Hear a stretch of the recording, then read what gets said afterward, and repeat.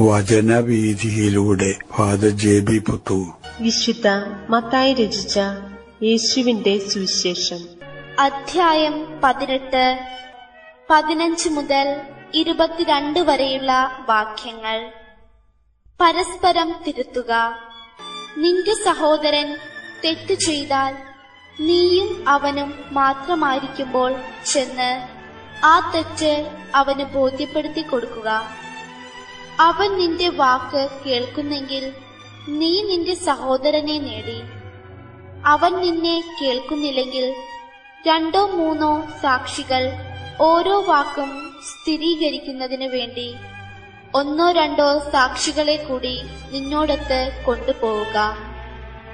അവൻ അവരെയും അനുസരിക്കുന്നില്ലെങ്കിൽ സഭയോട് പറയുക.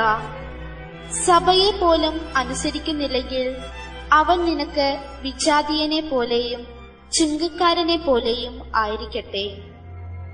സത്യമായി ഞാൻ നിങ്ങളോട് പറയുന്നു, നിങ്ങൾ ഭൂമിയിൽ കെട്ടുന്നതെല്ലാം സ്വർഗത്തിലും കെട്ടപ്പെട്ടിരിക്കും. നിങ്ങൾ ഭൂമിയിൽ അഴിക്കുന്നതെല്ലാം സ്വർഗത്തിലും അഴിക്കപ്പെട്ടിരിക്കും.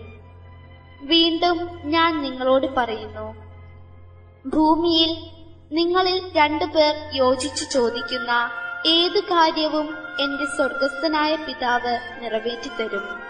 എന്തെന്നാൽ 2 or 3 പേർ എന്റെ നാമത്തിൽ ഒരുമിച്ച് കൂടുന്നിടത്ത് അവരുടെ മധ്യേ ഞാൻ ഉണ്ടായിരിക്കും. നിർദ്ധയനായ ഭൃത്യന്റെ ഉപമ.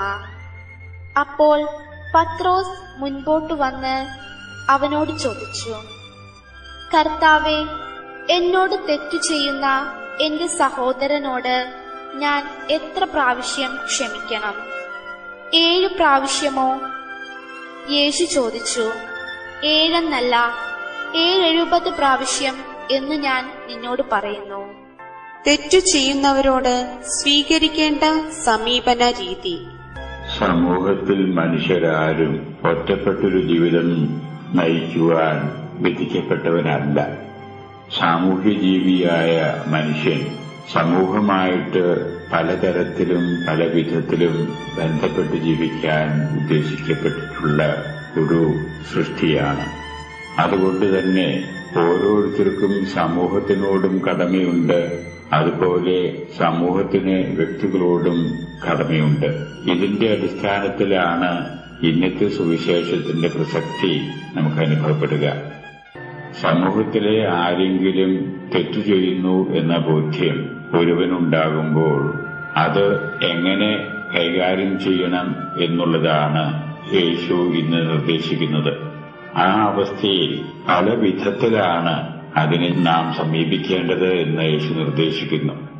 ആദ്യമായിട്ട് തന്നെ അങ്ങനെ സമൂഹത്തിലെ ഒരു വ്യക്തി ചെയ്യുന്നത് തെറ്റാണ് എന്ന ബോധ്യത്തിന്റെ അടിസ്ഥാനത്തിൽ ആ വ്യക്തിയെ ആ തെറ്റിനെപ്പറ്റി ബോധവൽക്കരിക്കേണ്ട ചുമതല വ്യക്തികൾക്കുണ്ട് എന്നുള്ളതാണ് ആദ്യത്തെ സ്റ്റെപ്പ്.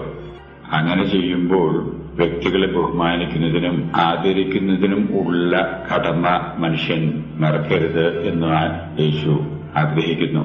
അതുകൊണ്ട് രഹസ്യമായിട്ടായിരിക്കണം ആ തെറ്റു ചെയ്യുന്ന വ്യക്തിയെ തെറ്റിനെപ്പറ്റി ഉള്ള ബോധവൽക്കരണം നടത്തേണ്ടത്. ആ വ്യക്തി അത് സ്വീകരിക്കുന്നില്ല എന്ന് വരികിൽ 2ാമത്തെ സ്റ്റെപ്പ് എന്ന രീതിയിൽ നാം അവലംബിക്കേണ്ടതായിട്ട് യേശു നിർദ്ദേശിക്കുന്നത് സമൂഹത്തിൽ നിന്ന് ഉത്തമരായിട്ടുള്ള ചില വ്യക്തികളുടെ സാന്നിധ്യത്തിൽ അത് ആ വ്യക്തിയെ ധരിപ്പിക്കാൻ ശ്രമിക്കുക. അപ്പോൾ താൻ ആ വ്യക്തിയെ ബോധവൽക്കരിക്കുന്നതിന് വേണ്ടി ശ്രമിച്ചിട്ടുണ്ട് എന്നുള്ളതിന് സാക്ഷികളായി സമൂഹത്തിന്റെ പ്രതിനിധികളായിട്ട് 2-3 പേർ അവിടെ ഉണ്ടാകും. അങ്ങനെയുള്ള അവസരത്തിലും ആ വ്യക്തി ആ തെറ്റ് തിരുത്താൻ തയ്യാറാകുന്നില്ല എന്ന് വരികിൽ 3ാമത്തെ സ്റ്റെപ്പായിട്ട് യേശു നിർദ്ദേശിക്കുന്നത് അധികാരികളോട് അതേപറ്റി കാര്യങ്ങൾ അറിയിക്കുക. മറ്റു കാരണങ്ങളാൽ നിർബന്ധിതമാകുന്നില്ലെങ്കിൽ അധികാരികളെ ആദ്യമായിട്ട് തന്നെ അറിയിക്കുക എന്നുള്ളതല്ല യേശു നൽകുന്ന നിർദ്ദേശത്തിൽ നാം കാണുക. 2 സ്റ്റെപ്പുകളും പരാജയപ്പെടുന്നു എന്ന് വരികിൽ മാത്രമേ നൈയാമികമായിട്ടുള്ള അധികാരികളുടെ ശ്രദ്ധയിലേക്ക് അതിനെപ്പറ്റി കൊണ്ടുവരാവൂ എന്നുള്ളതാണ് യേശുവിന്റെ കാഴ്ചപ്പാട്. അങ്ങനെ നൈയാന്തികമായിട്ടുള്ള അധികാരികളെ പോലും അനുസരിക്കാൻ ആ വ്യക്തി തയ്യാറാകുന്നില്ല എന്ന് വരികിൽ യേശു നിർദ്ദേശിക്കുന്നു, പിന്നീട് ആ വ്യക്തി ചെയ്യുന്ന തെറ്റിനെ പറ്റി ആകുലചിത്തനായിട്ട് ഉള്ള സമാധാനം കെടുത്തണം എന്നില്ല. ആ വ്യക്തി നിങ്ങൾക്ക് വിജാതീയനെ പോലെയും ചുങ്കക്കാരനെ പോലെയും ആയിരിക്കട്ടെ എന്ന് വെച്ചാൽ ആ വ്യക്തിയുടെ തെറ്റിനെപ്പറ്റി നമുക്ക് ചെയ്യാവുന്നത് നമ്മൾ ചെയ്തു എന്നുള്ള ധാരണയിൽ ബാക്കി ദൈവത്തിന്റെ പരിപാലനയ്ക്ക് ഏൽപ്പിക്കുകയാണ് നിങ്ങൾ ചെയ്യേണ്ടത് എന്നാണ് യേശു ഇവിടെ ഉദ്ദേശിക്കുന്നത്. നന്മയും തിന്മയും വിവേചിച്ചറിയുന്ന ദൈവം അത് ഉചിതമായ രീതിയിൽ കൈകാര്യം ചെയ്തുകൊള്ളു.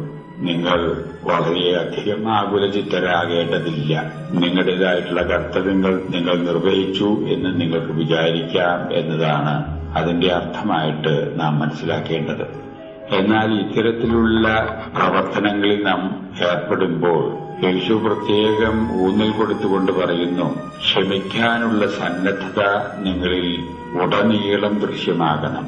വ്യവസ്ഥയില്ലാതെ ക്ഷമിക്കാനുള്ള സന്നദ്ധതയാണ് പലപ്പോഴും പലതിനും ഉത്തരമായിട്ട് തീരാനിടവരിക എന്നും യേശു നിർദ്ദേശിക്കുന്നു. അതുകൊണ്ട് പരസ്പരം ക്ഷമിക്കാനുള്ള മനസ്സും പരസ്പരം വിട്ടുവീഴ്ചയ്ക്കുള്ള മനസ്സും തമ്മിൽ തമ്മിൽ സ്നേഹിക്കുന്ന മനസ്സുകളും ഉള്ള വ്യക്തികളുടെ സമൂഹത്തിൽ തന്റേതായിട്ടുള്ള അനുഗ്രഹപ്രദമായ സാന്നിധ്യം നിരന്തരം അനുഭവവേദ്യമായി തീരുമെന്നും യേശു ഉറപ്പു നൽകുന്നു.